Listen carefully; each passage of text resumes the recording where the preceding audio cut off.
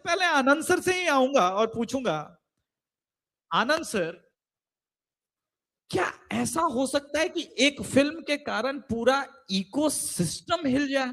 और ऐसा लगने लग रहा है कि आज के पहले कोई प्रोपेगेंडा फिल्म बनी नहीं अलग अलग सरकारों में। जी जी नमस्कार, बहुत-बहुत शुक्रिया। पहले तो मैं ये अपनी तरफ से एक पर्सनल वो करना चाहता हूँ। Thank you to Jaipur dialogues and thank you for the amazing attendance and marvellous audience in my timeless. It's a real pleasure and an honour to be here. लेकिन इससे पहले कि हम बात शुरू करें, देखिए हमें ये समझना पड़ेगा कि हमारा देश जिस कगार पे खड़ा है, हमें हर चीज़ को सोच समझ के बोलना चाहिए और हर चीज़ को एक क्लैरिटी से देखना। किसी की भी फीलिंग्स हर्ट नहीं होनी चाहिए और हमेशा सच्चाई को हमें बताना चाहिए।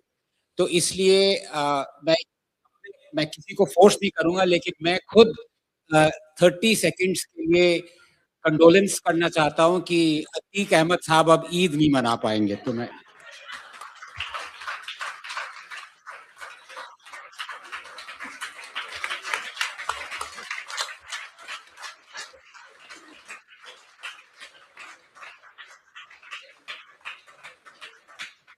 ओम शांति तो नहीं कह सकता, लेकिन कुछ कहते हैं वो लोग कुछ। फातिया पढ़ने तो नहीं बोल रहा। अच्छा। अब मैं आपके सवाल पे आता हूँ। थोड़ी रूह को शांति मिली, थोड़ी-सी अच्छी मिली। हाँ, जहाँ पे भी हैं वो, जिन किसी के भी साथ हैं, 71-72 जितने भी हैं। कई लोग कह रहे हैं वो मुख्तार अंसारी के साथ हैं। वो कह रहे हैं अरे तो गड़बड़ी हो गई, मुझे तो कहा था 71-72 मिलेंगे, ये तो मुख्तार अंसारी साहब आ गए यहाँ पे। अच्छा, किसी ने मुझे बड़े साहब कह दिया यहाँ पे, भाई ऐसा मत करिए प्लीज। दोवाल साहब पीछे न पड़ जाए मेरे वैसे भी। नहीं देखिए, बात अगर मुंह से निकलेगी तो बहुत दूर तक जाएगी।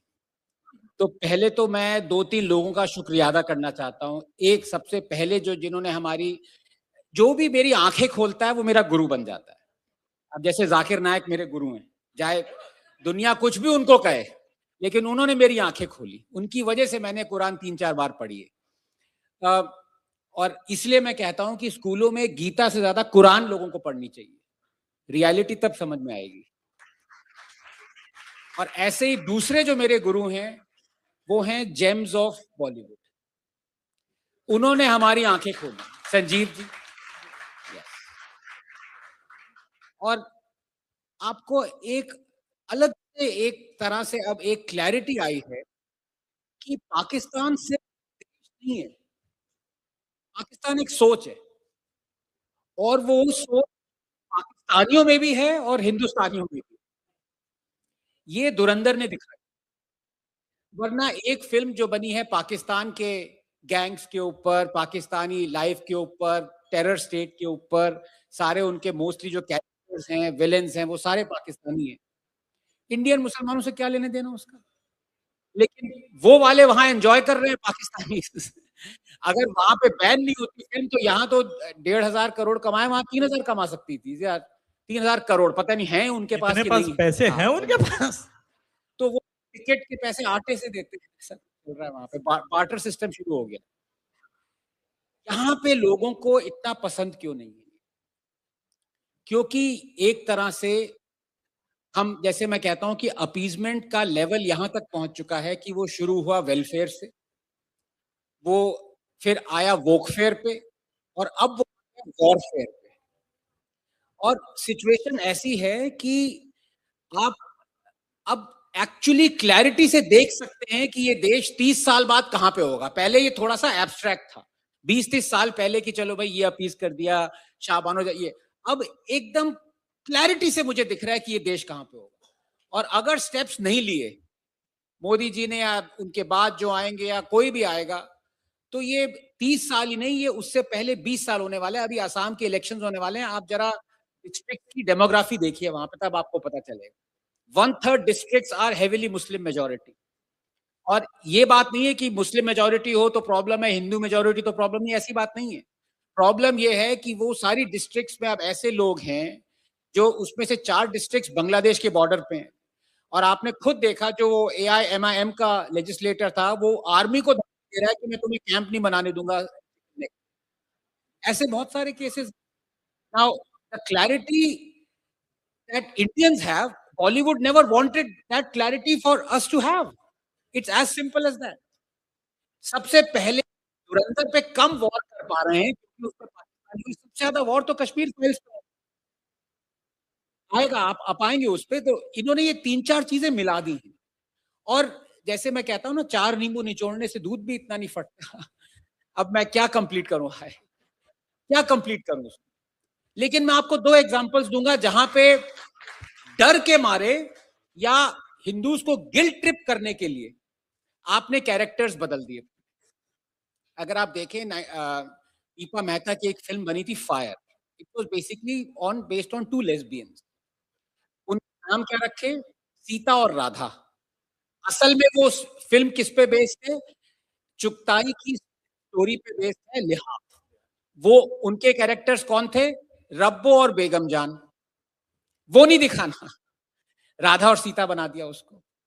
एक फिल्म आई थी आदित्य चोपड़ा की, चक दे इंडिया। वो उसमें कबीर दिखा दिया। उस पे सब गिल्ट ट्रिप करके देखो, हॉकी का मैच क्या हार गया, गद्दार गद्दार। That is based on the real life Hindu character Ranjan Negi.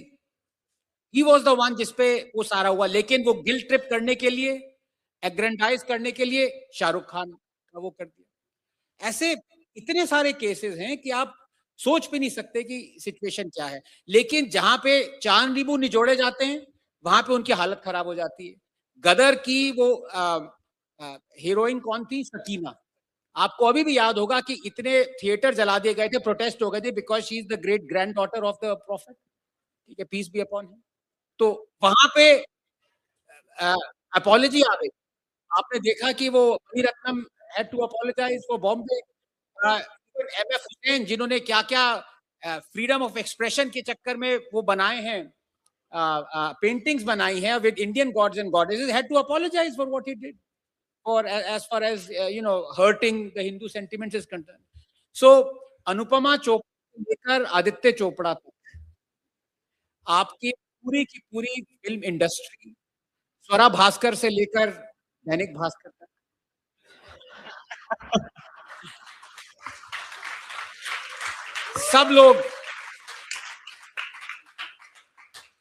सब लोगों का बस एक ही ये है कि किसी भी तरह से हिंदुइज्म को नेगेटिव लाइट में प्रोजेक्ट करना है और इस्लामिज्म को कुशन करना है। ये बॉलीवुड एक तरह से मिरर है जो इंडिया में हो रहा है। Thank you sir. सर